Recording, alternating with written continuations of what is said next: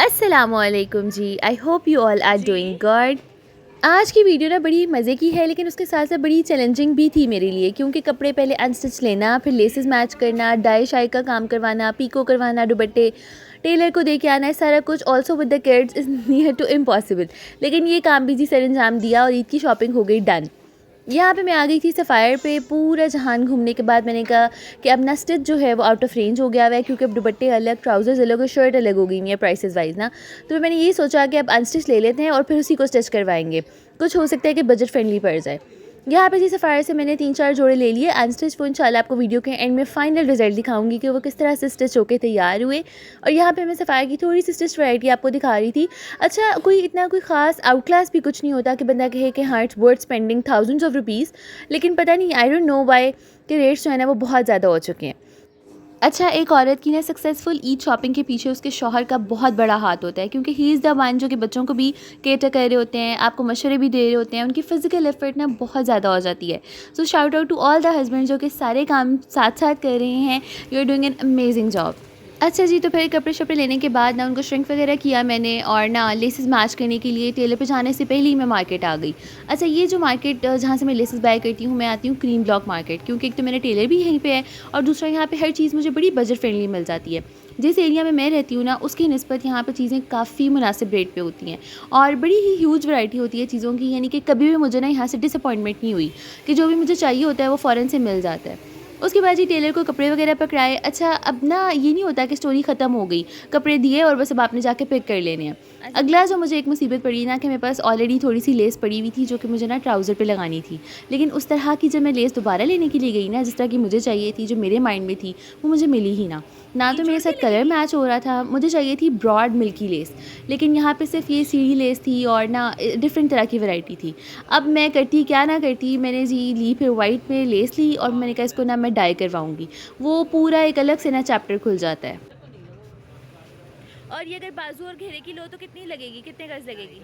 खैर जी, फाइनली वो दिन आ गया जिस दिन मैंने अपने कपड़े पिक करने थे। लेस मैंने डाई करवा के उसको दे दी। इसके अलावा दुपट्टे भी मेरे पूरे तरीके से बनने वाले थे। इस दफ़ा मैंने स्कैलप वाले दुपट्टे लिए थे, जो कि आपको पता है एक प्रॉपर वर्क होता है। वो भी खैर जी डन करवा लिए। और अच्छा, जब मैं टेलर पे आई ना चीज़ें पिक करने के लिए, तो पता चला कि आधा काम उसने किया हुआ है और आधा नहीं किया हुआ, क्योंकि उनके पास काम इतना ज़्यादा हो जाता है ना कि वो भूल जाते हैं कि क्या बताया था क्या नहीं।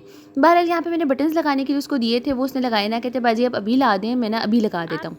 मैं बटन मैच करने बाई तो उसने मुझे दिखाई है फैंसी वाले, लेकिन ऑलरेडी इतना प्रिंट था ना कि उस पर वो नज़र ही नहीं आ रहे थे। मैंने कहा ऐसी पैसे मैं वेस्ट करूँ, क्योंकि तकरीबन 60-70 रुपीज़ का एक बटन था।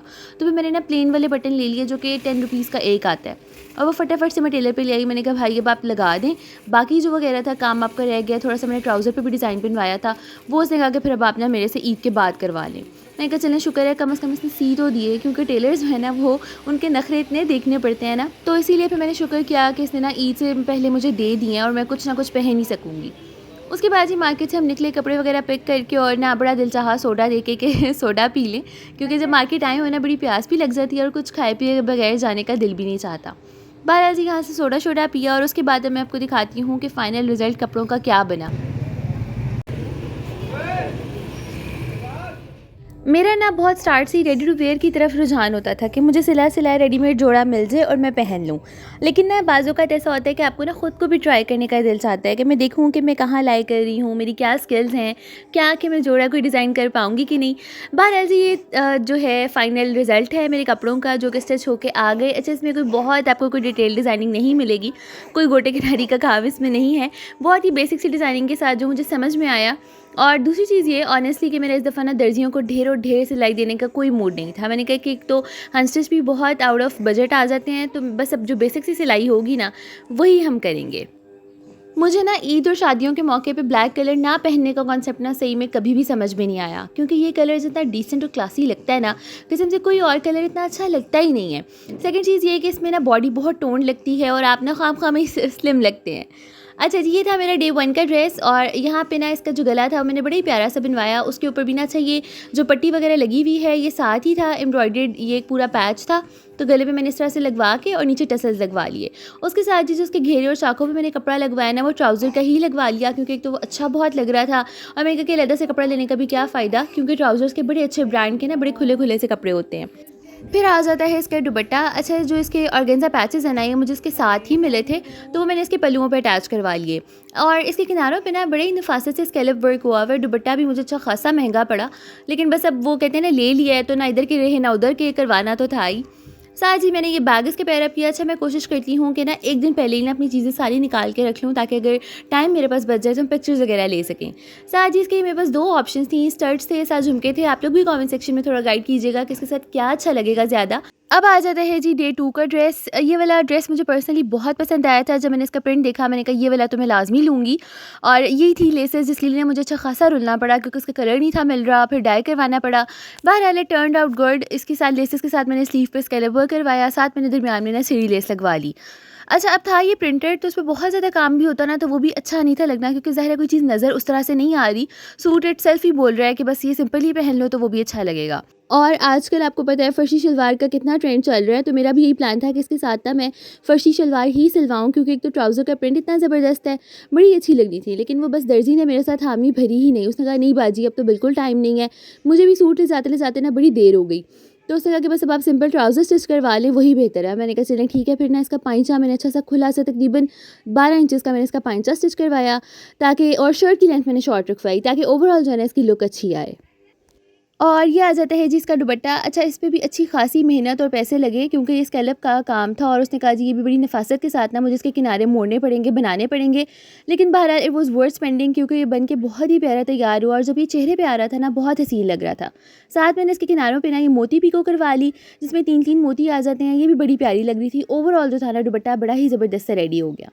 पहले मैंने सोचा कि इसके साथ भी यही बैग चल जाएगा, जो कि अच्छा भी लग रहा था, लेकिन ना मेरा दिल चाह रहा था कि इसको मैं थोड़ा सा लाइट कलर की तरफ लेके जाऊँ। जो उसका बेस कलर है ना, उस कलर में मैं कोई ज्वेलरी और बैग वगैरह कर लूँ, क्योंकि दुपट्टा भी पूरा मैरून है, तो वो ज्वेलरी ज़रा और शूज़ लाइट कलर में ही अच्छे लगेंगे। तो ये झुमके मैंने इसके साथ पेयर अप किए, और बड़े अच्छे लग रहे थे। शायद कि अभी इसका कलर इतना मैच ना कर रहा हो, लेकिन जब ये पहनेंगे तो ये बहुत सूट करेंगे। साथ में मैंने इसका ये बैग कर लिया, और इसी कलर में कोई ना कोई शूज़ मैं निकाल लूँगी। अब आ जाता है जी तीसरा जोड़ा। अच्छा, ये भी बड़ा मैंने ये क्या सिंपल सा ही है? सिलवाया।